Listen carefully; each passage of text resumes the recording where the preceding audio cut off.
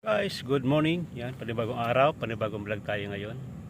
Dito tayo ngayon sa Green Avenue. An update namin kayo dito sa project Green Avenue.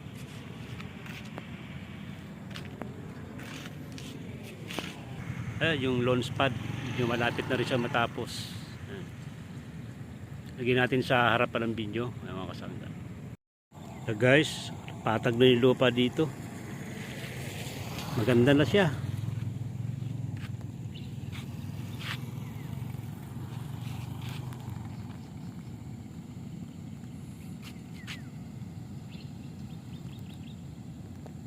Yung gitna, napatag na rin yung gitna.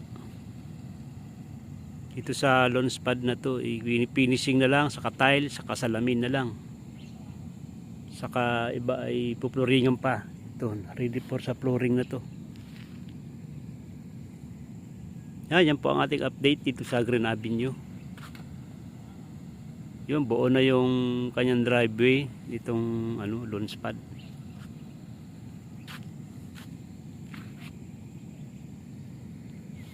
Yan po ang SM Yulo.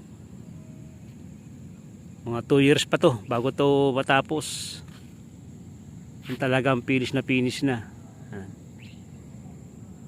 Ito yung Green Avenue, dire-diretso doon sa Balibago, Tagaytay Road. Pagka kumaliwa naman kayo dito papuntang Kasili, tagos ng People's Park yan.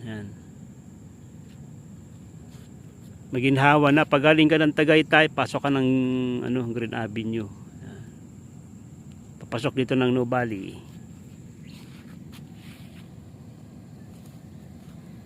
Yan guys, medyo maliwalas ang panahon natin. Yan. Kahapon umulan kaya medyo basa to. Basa yung lupa sa aking kalsada. Yan, dito na lamang ang ating update. A few moments later. Nabuhusan na yung balance ng nakaraan na pinuntahan namin. Inikutan namin to.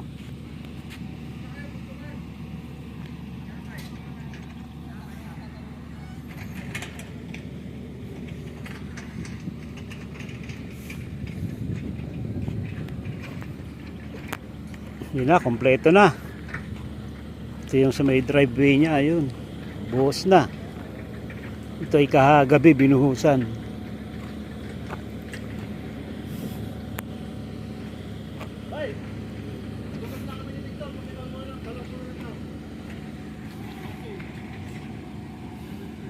Ito, matigas na to. Diyan itong apakan.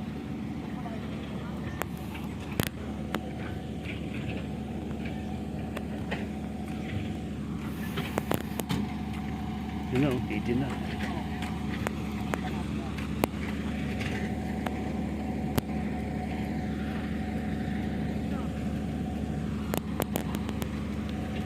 Ito na.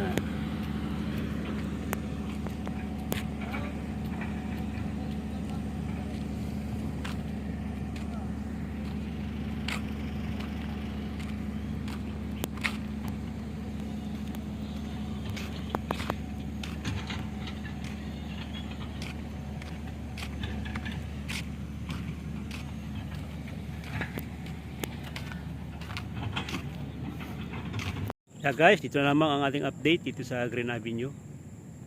Update episode 3. Ito sa Green Avenue sa launch pad. Yan.